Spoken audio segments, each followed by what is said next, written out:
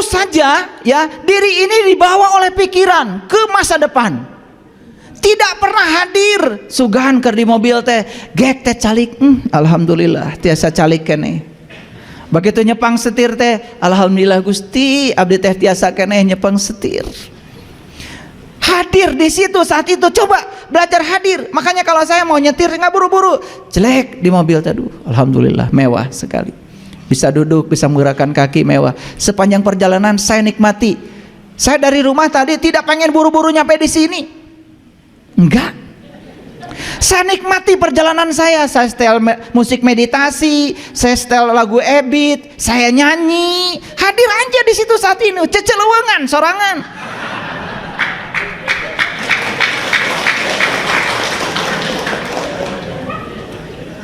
Da marane mah teu kitu. Rek naos cenah ti rumah ka dieu, mau belajar berserah diri di jalan. Nit. Galeong ka dieu. Rek ka mana? Jadi semua kemewahan yang hadir di saat itu hampir tidak ternikmati. Betul? Duh. Itu sebabnya kita ini sering jadi diri palsu, mengizinkan diri kita dibawa oleh pikiran ke masa depan dan masa lalu, tidak pernah hadir di sini saat ini sekarang. Coba belajar berkunjung ke saat ini, hadir di sini saat ini sekarang. Di situ kita akan merasakan kedamaian yang luar biasa. Ini belum dikasih tahu rahasianya, belum. Ini baru ayatnya. Nah sekarang kita belajar. Jadi dari ayat ini Quran surat Al-Baqarah, catat ayat 112. Mahal ini, mahal. Jadi ciri orang yang sudah berserah diri itu sudah tidak lagi takut, tidak lagi khawatir. Jadi berserah diri itu sebetulnya hadir di sini saat ini sekarang, tanpa penilaian benar salah, tanpa penilaian baik buruk. Ini harus dipraktekkan. Coba begitu ada kejadian apapun saat ini, jangan menilai. Terima semua yang terjadi apa adanya, jangan dinilai. Begitu dinilai, kita akan memilih, dan memilih itu mengambil yang kita sukai dan menendang jauh-jauh yang tidak kita sukai. Sepanjang hidupmu seperti itu, berarti kita masih melawan Allah. Sekarang pertanyaannya, adakah di semesta yang terjadi tanpa kehadirannya? Adakah di semesta yang terjadi tanpa kehendaknya? Kenapa kita selama ini masih mengambil ini dan menendang itu? Apa yang kita sukai kita ambil, kita cengkram. Apa yang kita tidak sukai kita jauh-jauh buang. Sepanjang hidupmu seperti itu, sepanjang itu pula kamu tidak akan pernah bahagia. Hadir di sini saat ini sekarang tanpa penilaian, tanpa penghakiman. Yakini semua yang terjadi karena ada kehadirannya. Itulah memahami kun fayakun. Kun fayakun, kehadirannya saja sudah cukup membuat sesuatu terjadi. Kalau dinilai oleh pikiran kita jadi benar salah, dinilai oleh pikiran kita jadi baik buruk, itulah pikiran. Padahal semua yang terjadi adalah kebenaran. Ketika kita bisa menerima kebenaran, itu yang namanya sabar. Jadi apa tuh kebenaran? Kebenaran adalah semua realitas hidup. Terima semua apa adanya, tanpa penilaian, tanpa penghakiman. Disitulah kita akan bisa berserah diri. Itulah muslim tuh itu. Kenapa kalian selama ini marah? Karena kalian menilai. Yang dinilai belum tentu kebenaran, hanya benar salah menurut versimu sendiri. Betul? Saya tanya, ketika anak nakal, pasti kita akan bilang salah. Ketika anak nurut pada kehendakmu, kalian bilang benar. Padahal anak itu sedang berusaha menjadi dirinya sendiri. Ketika anak nurut pada perintahmu, siapa tahu malah justru itu sedang melanggar jati dirinya, karena dia sedang menjadi orang tuanya, tidak sedang menjadi dirinya. Tapi otak kita mengatakan itu benar, karena dia nurut. Makanya doanya juga sing nurut, sing nurut. Gitu kalian. Budak teh kudu jadi indung bapana. Kalau begitu menghalangi Keinginan semesta. Siapa tahu ya anak ini calon presiden. Indung bapana tukang tempe, piraku anak kudu jadi tukang tempe. Bukan merendahkan tukang tempe. Tukang tempe itu mulia, karena nenek kakek saya juga tukang tempe. Tapi saya tidak mau jadi tukang tempe. Makanya saya ada di sini. Karena nenek kakek saya walaupun nyuruh saya nyuci kedelai, nginjak-injak kedelai supaya kulumutnya itu coplot, bukan berarti nenek kakek saya ingin menjadikan saya tukang itu, tidak. Dan selalu kami diajarkan untuk menjadi diri sendiri.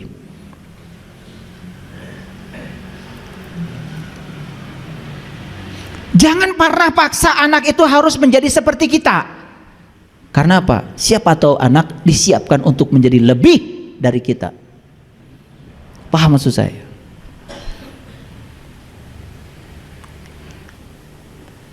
Jadi siapapun yang saat ini khawatir, pasti sedang memikirkan hari esok.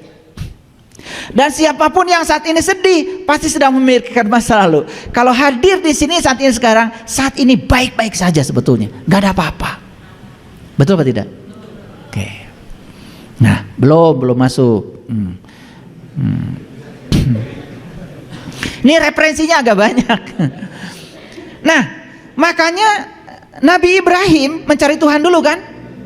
Mencari Tuhan, ketemu bintang, ketemu bulan, ketemu matahari. Itu yang luar biasa di Quran.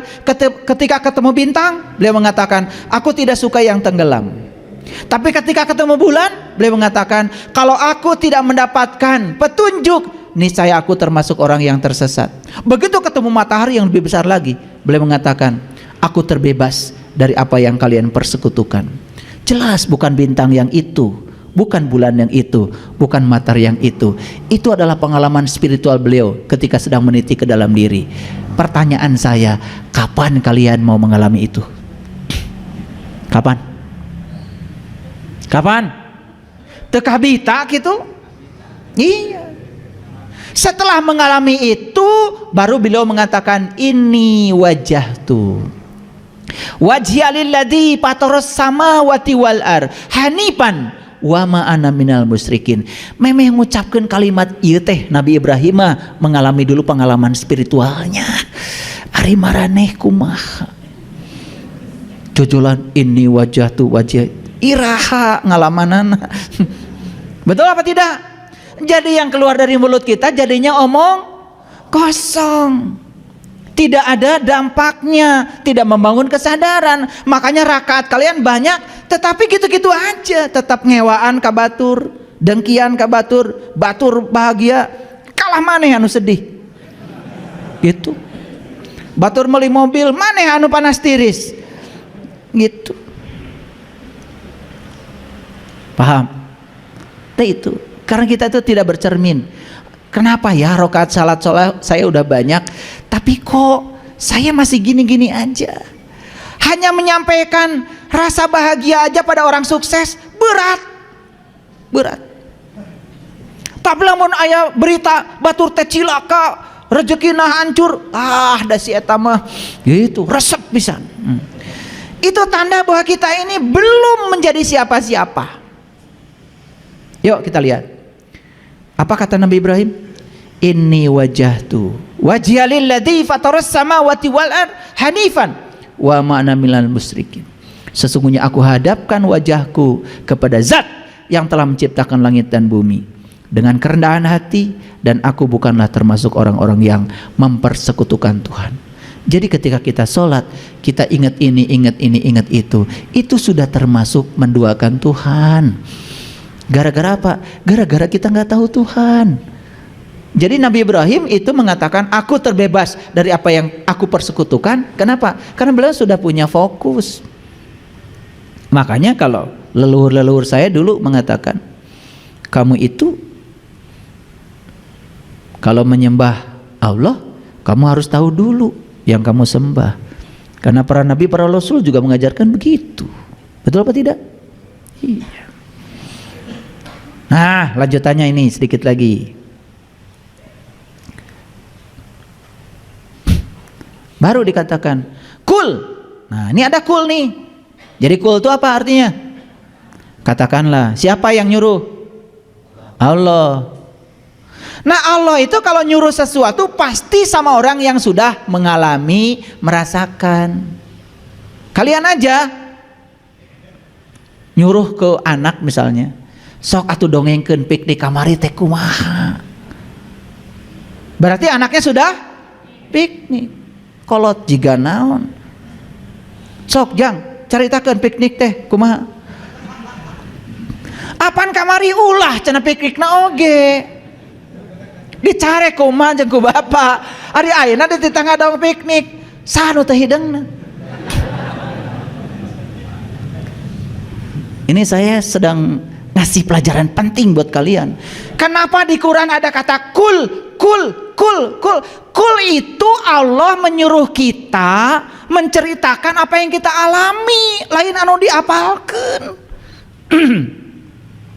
Coba di kalimat ini ada kul inna sholati, kul wa nusuki, kul wa mahyaya, kul wa mamati. Jadi ini perintah buat semua orang atau untuk orang-orang tertentu saja? Hah? Semua? Piraku nu teu piknik disuruh ngomong.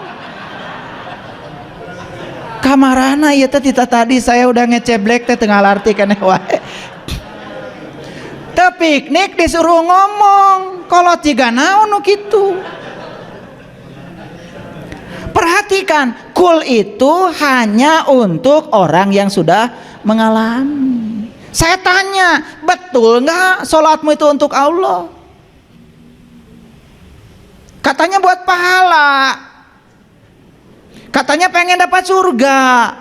Katanya takut neraka. Itu Tuhanmu. Kartos. Sok, rek seuri deui.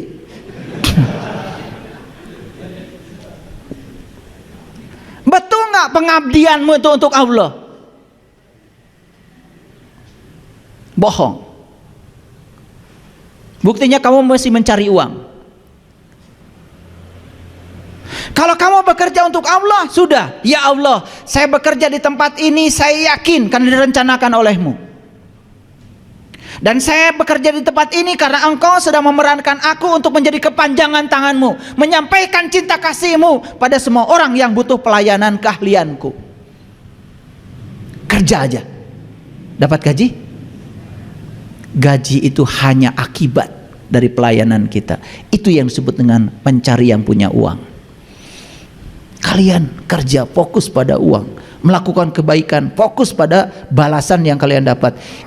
Itu saja sepanjang hidup. Makanya seetik duitna.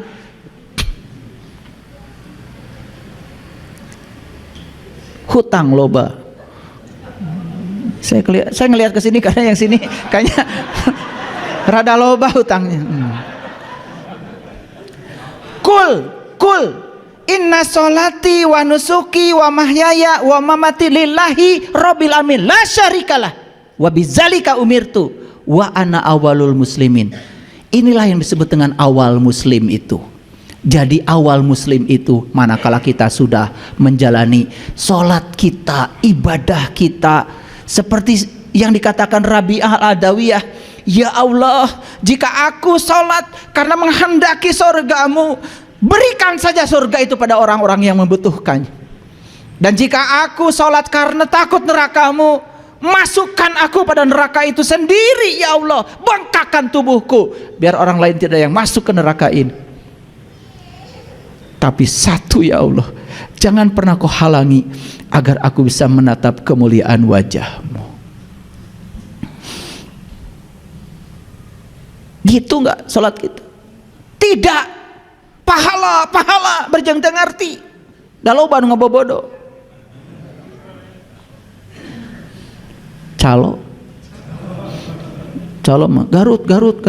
Teu ini cek eta mah. Cicing mah dicicaheum. Kaera ngajak-ngajak batur manehna teu ini. Jadi kita ini mulai sekarang itu harus bisa menyampaikan pada siapapun yang kita alami, yang kita rasakan, bukan sekedar teori dan bisa dibuktikan. Kul inna sholati wa nusuki wa mahyaya wa mamati lillahi rabbil alamin la syarikalah wa bidzalika umirtu. Wa bidzalika umirtu artinya apa? Apapun amarmu, apapun keputusanmu, apapun perintahmu, aku akan turut, walaupun itu sangat berat bagiku. Aku yakin tidak ada perintahmu kecuali cinta kasihmu. Bebaskan benar salah, bebaskan baik buruk. Semua yang terjadi, semua realitas adalah kebenaran. Terima semua realitas apa adanya. Hari ini harus bersuami si A, wataknya seperti itu, terima seutuhnya. Hari ini harus punya istri si A, wataknya gitu, terima seutuhnya. Tong hayang ganti, silahkan gak percaya sama saya, kamu ganti, kamu akan dapat lebih parah.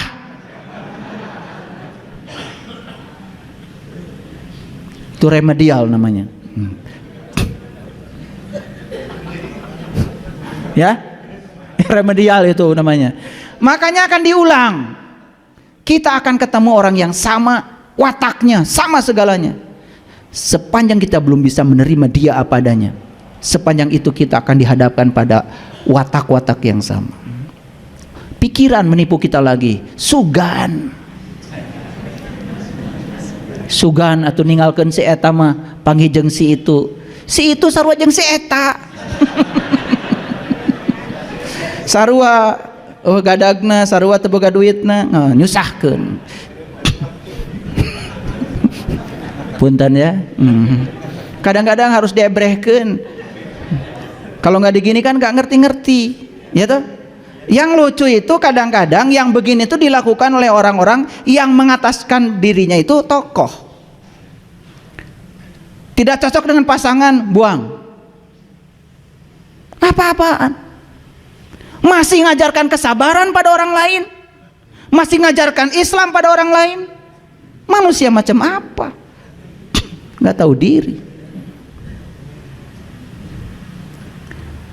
Yang namanya pasangan itu kata Quran juga jelas, azwaja itu pasangan. Pasangan mah kiri kanan.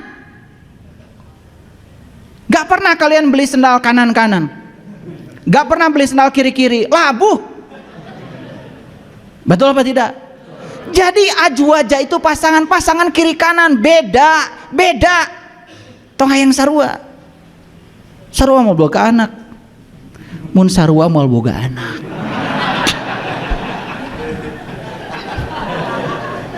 Sugan kaartieun. Betul apa tidak? Iya. Jenis kelaminnya berbeda, secara fisiologi berbeda, cara berpikir berbeda, pendidikan berbeda, dibesarkan di keluarga yang berbeda, sukunya berbeda, adat istiadat berbeda. Ari maneh hayang sarua, melanggar hukum alam, tong hayang kawin atuh. Jadi nikah itu adalah latihan menerima dan menghargai perbedaan, karena kita memang beda. Disekasurkan ku Allah teh supaya diajar menerima dan menghargai bahwa kamu beda. Itu yang akan menumbuhkan kedewasaan. Begitu beda, ganti. Beda deui, ganti. Aduh, meni babari. Dasar si eta. Ini yang disebut dengan muslim. Muslim itu sudah berserah diri, menerima semua realitas apa adanya. Lihat saya semuanya. Jangan menilai baik buruk. Semua yang terjadi adalah kebenaran. Kekurangan pasangan kita, cara kita untuk dilatih menyempurnakannya. Ketidaksabaran pasangan kita, supaya kita belajar sabar. Dan belajar sabar baru sukses sama orang yang tidak sabar. Nggak akan bisa belajar sabar sama orang sabar, nggak bisa. Harus sama orang yang tidak sabar. Kahartos ente? Cing malikir atuh. Kita tidak akan pernah bisa belajar diam sama orang yang diam. Kita hanya akan bisa belajar diam sama yang cerewet. Coba. Jadi kalau pasangan mau cerewet, terima, ya Allah, berarti saya disuruh banyak belajar diam. Dah tiap rek ngomong, si eta deui nu ngomong. Behak waktu. Ngerti maksud saya? Kan bagus. Nah, bagus dan buruk itu adanya di sini, sudut pandang. Itu. Jadi belajar dari Nabi Ibrahim. Nah, jadi sekarang saya akan jelaskan sama kalian apa sih rahasia berserah diri. Perhatikan kata demi kata. Penentu utama masa depan kita adalah kualitas kesadaran kita saat ini. Setuju? Penentu masa depan kita adalah kualitas kesadaran kita saat ini. Makanya tingkatkan kualitas kesadaran dari hari ke hari. Itu menentukan masa depan. Saya bicara kesadaran, bukan bicara kebaikan. Kesadaran yang paling utama. Karena tidak ada kebaikan tanpa kesadaran. Yang kedua, penentu utama kualitas kesadaran saat ini adalah berserah diri. Karena berserah diri adalah hal terpenting yang akan membawa perubahan positif dalam hidup kita. Lanjut. Pelan-pelan ya. Ini kesimpulan akhirnya. Dapat dipastikan bahwa tidak akan ada tindakan positif yang sejati yang akan terjadi dari keadaan kesadaran tanpa penyerahan diri. Tidak akan ada tindakan positif yang sejati. Kata Allah tadi, wa ahsin kama ahsanallahu ilaika. Kalau tidak ada keadaan kesadaran yang tidak didasari oleh penyerahan diri. Makanya tadi ayatnya, kalau kamu bisa berserah diri, baru kamu bisa melakukan kebaikan. Betul? Dan jika kamu sudah berserah diri, kamu akan terbebas rasa takut dan khawatir. Jadi kita tidak akan diombang-ambing oleh pikiran ke masa depan dan masa lalu. Akan selalu hadir di sini, saat ini, sekarang. Itulah the power of now. Kekuatan saat ini. Luar biasa. Lanjut. Berserah diri bukanlah kekalahan. Berserah diri bukanlah angkat tangan. Berserah diri bukanlah gagal bangkit menghadapi tantangan kehidupan karena kemalasan. Bukan berserah diri itu. Itu namanya menyerah. Berserah diri itu apa sesungguhnya? Berserah diri adalah bertahan secara pasif dalam menghadapi berbagai situasi yang kita jumpai.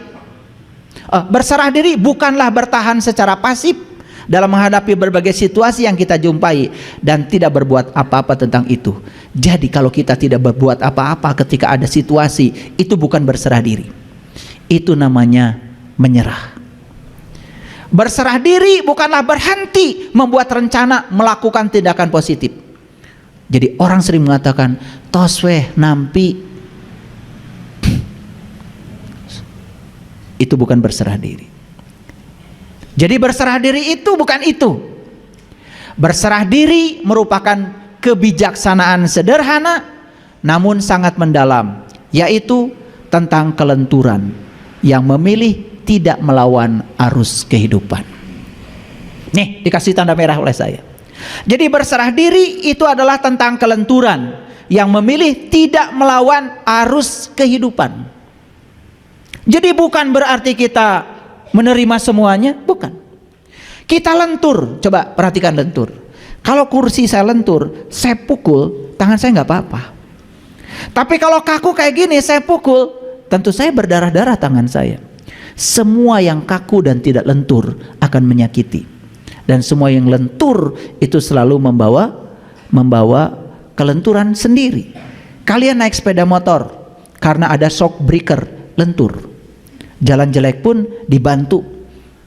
Kalian naik mobil, makin mahal mobilnya, makin lentur. Shock breakernya makin bagus. Shock breaker artinya peredam kejut. Kemudian disebut oleh orang pada umumnya sebleker. Jadi kalau saya pergi ke toko Onerdil cari shock breaker, bilangnya nggak ada pak.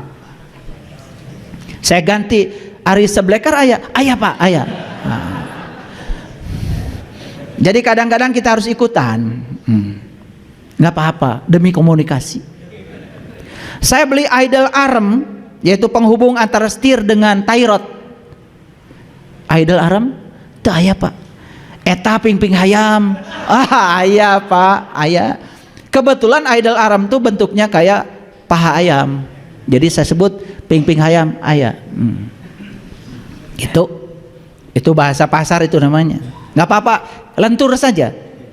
Lentur saja. Jangan mung meli ka toko eta mah. Teu ngarti shock breaker. Aya ge sebleker.